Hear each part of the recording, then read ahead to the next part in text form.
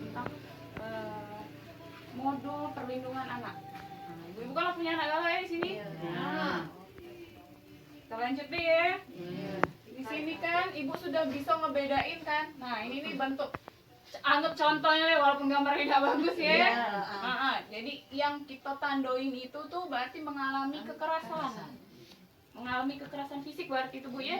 Nah kan kita sudah tandoi. Berarti Ibu lah paham ya kekerasan fisik tuh di mana bae? Coba di sini di mana bae kalau yang anak laki-laki? Ada di mana? Kaki ya. Kepala, mana lagi Bu? Tangan ya. Kalau yang cewek? Telinga, tangan, pipi paha, Kepala ya bagi wajah ya berarti ya. Mana lagi? kaki. Nah ya. Jadi sebenarnya tuh Bu ya, aku jelasin dikit. Bagian tubuh tuh sebenarnya bisa ganggu Bu. Mereka tuh mengalami kekerasan. Bukan di bagian tertentu yang kita kasih contoh ini. Bisa baik di bagian alat vitalnya bisa. Ya enggak ya? Yang tertutup oleh baju juga bisa kan? Banyak kan? Apalagi cewek paling banyak. Bagian dadonya, bagian bawah, ya maaf ya, nah, bagian kelaminnya. Laki-laki juga bisa mengalami kekerasan, ya. Berarti bukannya sebagian baik seluruh tubuhnya itu ialah bisa mengalami kekerasan. Nah, ini nah kekerasannya, jenis-jenis kekerasannya kan sudah dijelasin di sini. Ada jenis fisik, psikis, seksual. Nah, kalau fisik di sini Bu ya, ialah bagian-bagian yang terlihat. Nah ini kalau ini perbuatan yang dilakukan oleh seseorang yang mengakibatkan rasa sakit, jatuh sakit atau luka pada tubuh anak. Ialah contohnya yang kita gambar tadi di sini. Itu yang terlihat. Kalau psikis, oh ada yang tahu psikis? Psikis apa Bu?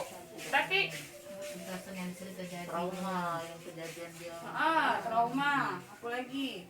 Kalau psikis, nah itu kan ada perbuatan yang mengakibatkan rasa tidak nyaman, nimbulin trauma, berarti ya trauma di anak.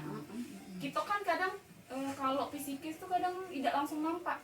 Beda kalau misalnya sama fisik, biru-biru, dia langsung tahu. Kita sebagai orang tua juga tahu kan. Kalau misalnya psikis kan beda ya. Nah itu contohnya ada. Contoh kekerasannya juga ada di situ. Kalau fisik itu kan memukul, nendang, cubit, menampar ya. Ya itu termasuk dengan kekerasan fisik. Kalau kekerasan fisik itu kan yang menimbulkan trauma. Itu contohnya ialah ngototin anak, ngatain anak tadi bodoh. Ngomong itu tuh bisa nyakitin hati anak juga, Bu. Ya, membanding-bandingkan. Nah, biasanya siapa galak yang banding-bandingkan di sini? Rato.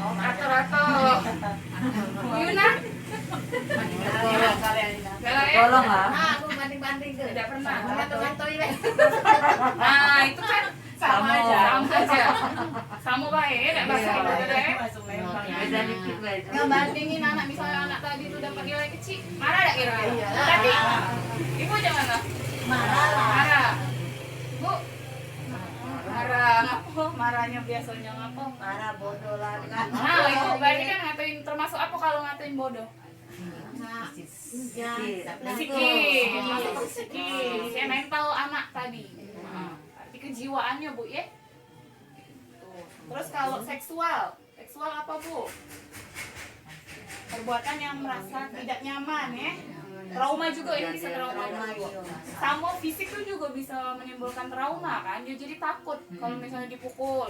Misalnya orang tua tadi marah, anak tadi ngapo nakal. Aku udah takut dulu ya. Iya. Ada di sini? Banyak. Siapa? Banyak siapa? takutnya anak bawa kayu anak pinggang sudah Nah, kalau seksual kan lebih ini lagi ya. Colek deh. Mantap dicolek apalagi Bu. Tapi coba tolong dibacain Bu. Alat kelamin diraba-raba, payudara di tempat lemas, dipaksa melakukan oral seks, diperkosa atau disodomi, dijual ke mucikari. Nah, kalau diperkosa itu kalau lebih parah lagi ya. Kalau seksual itulah terlalu bahaya.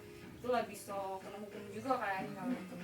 sebenarnya fisik sih yang kalau terlihat kan ada buktinya. Kalau psikis tuh lebih ke ini ya, yang lebih verbal yang ngatoi ini. Memang tidak terlihat, tapi kan akibatnya juga banyak ke anak. Nah, kalau seksual itu kan bisa ini juga ya, pantat dicolek atau minta diiniin. Nah, itu banyak terjadi di sekitar kita ya Bu ya. Jadi kita nih ya mana nih kalau anak-anak masih kayak ibu kan punya anak kecil, cak mana tuh apa caranya melindungi apa agar tidak melakukan kekerasan terhadap anak tadi? Ya, jangan kata-kata Apa nak ngasih contoh kekerasan tuh cak mana baik? supaya tidak dilakukan sama anak. Itu termasuk orang tua. Iya. Kayak mana kita kan ngasih contoh dulu kan, biar anak juga tidak melakukan kekerasan ke orang lain. Kayak mana coba Kita itu ada jangan yang pasar lah depan dia. Jangan pasar jadi dia tidak dengar-dengar, dia tidak enak ngomong kan. Biasanya budak ini nurut dari kita, kalau kita kasar apa-apa melok dari mesin. Iya. Kayak mana ibu, sikap ibu kalau misalnya anak ibu tadi nakal, tidak nurut kehendak ibu cak mana melakukan kekerasan enggak? Petek dikit lah, Petek dikit. Sampai ada lagi. Iya. Apa sendal? mengingatkannya dia jangan ngulang lagi dinasihati. Kadang kita tuh nakut itu supaya bawa apa supaya dia jangan itu nah. Mungkin dia takut anak itu kan? Jadi tujuannya anak biar takut. Iya, perbuatan yang Biar jangan melakukan kesalahan. Kalau Kira-kira itu benar enggak kalau biar anak takut tuh? Takut ke wong tua. Salah kalau takut dengan tua. Kan, iya.